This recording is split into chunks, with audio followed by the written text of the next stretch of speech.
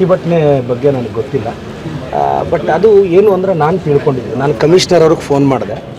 ಯಾಕೆ ಮುಂದೆ ಹೋಯಿತು ಅಂದರೆ ಬಡ್ಜೆಟ್ ಮೀಟಿಂಗ್ ಡೇಟು ಮತ್ತು ಹರಾಜಿನ ಡೇಟು ಎರಡೂ ಒಂದೇ ದಿನ ಇದೆ.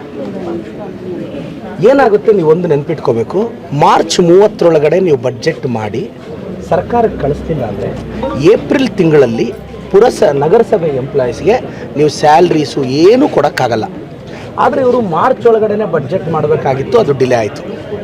ಆದರೆ ಇದು ಕೋಇನ್ಸಿಡೆನ್ಸೋ ಏನೋ ಗೊತ್ತಿಲ್ಲ, ಆವತ್ತೇ ಬಡ್ಜೆಟ್ ಮೀಟಿಂಗ್ ಇದೆ, ಆವತ್ತೇ ಹರಾಜಿನ ಪ್ರಕ್ರಿಯೆ ಇದೆ. ಮೋಸ್ಟ್ಲಿ ಇದು ಮಾನ್ಯ ಜಿಲ್ಲಾಧಿಕಾರಿಗಳ ಗಮನಕ್ಕೂ ಇವರು ಹೋಗಿರುತ್ತೆ. ಹರಾಜು ಅಂದರೆ 90 ಅಂಗಡಿಗಳು ಹರಾಜು ಹಾಕಬೇಕು ಅಂದರೆ ಕನಿಷ್ಠ 1 ದಿನ ಆಗುತ್ತೆ. ಆದರೆ ಬಡ್ಜೆಟ್ ಮಂಡಿಸಲಿಲ್ಲ ಅಂದರೆ ಸರ್ಕಾರಕ್ಕೆ ಡಿಲೇ ಆಗಿಬಿಟ್ರೆ ಮತ್ತು ಈ ಏಪ್ರಿಲ್ ತಿಂಗಳ ಸ್ಯಾಲ್ರಿ ಡಿಲೇ ಆಗುತ್ತೆ ಅಂತ ಪ್ರಾಯಶಃ ಆ ಗ್ರೌಂಡಲ್ಲಿ ಅದನ್ನು 16ನೇ ತಾರೀಕು ಹಾಕ್ಕೊಂಡು ಬಡ್ಜೆಟ್ 5ನೇ ತಾರೀಕು ಇಟ್ಕೊಂಡಿದ್ದಾರೆ. ಇದು ವಾಸ್ತವ ಅಲ್ವಾ? ಈಗ ಮತ್ತೆ ನಿನ್ನೆ ಅವರು ನಾನು ಗಮನಿಸಲಿಲ್ಲ ಅದೇನಾಯಿತು ಅಂತ.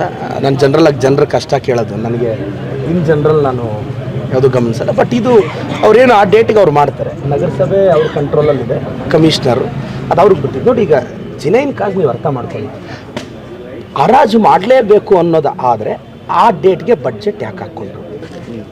ದಯವಿಟ್ಟು ಟೌನ್ ಜನತೆ ಓಕೆ, ಈಗ ಬಡ್ಜೆಟ್ಟು ಹರಾಜು ಒಂದೇ ದಿನ ಇಟ್ಟಾಗ ಪ್ರಿಯಾರಿಟಿ ಯಾವ್ದು ಮಾಡಬೇಕಾಗಿತ್ತು? ಕಮಿಷನರು 30 ಎಲ್ಲ ಬಡ್ಜೆಟ್ ಮುಗಿಯುತ್ತೆ.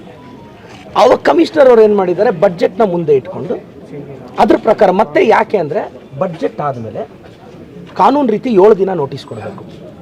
7 ದಿನ ನೋಟಿಸ್ ಕೊಟ್ಟ ಮೇಲೆ ಸಾಟರ್ಡೆ ಬರ್ತಿದೆ, ಅದಾದಮೇಲೆ ಸಂಡೇ ಬರ್ತಿದೆ, ಅದಾದಮೇಲೆ ಅಂಬೇಡ್ಕರ್ ಜಯಂತಿ ಬರ್ತಿದೆ, ಅದಾದಮೇಲೆ 15, 16 ಇರೋದ್ರಿಂದ 16 ಇಟ್ಟಿದ್ದಾರೆ ಅನ್ನೋದು ಅವ್ರ ವಾದ.